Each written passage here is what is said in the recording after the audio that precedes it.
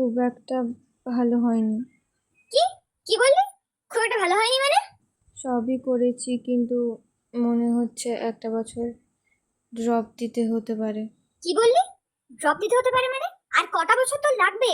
জীবনের 5টা বছর তো এভাবেই শেষ করে দিয়েছিস। যখন পড়তে বলেছিলাম পড়িসনি, আর পড়াশোনা করে তোর কাজ নেই। তোর বাবা আজকে আসুক।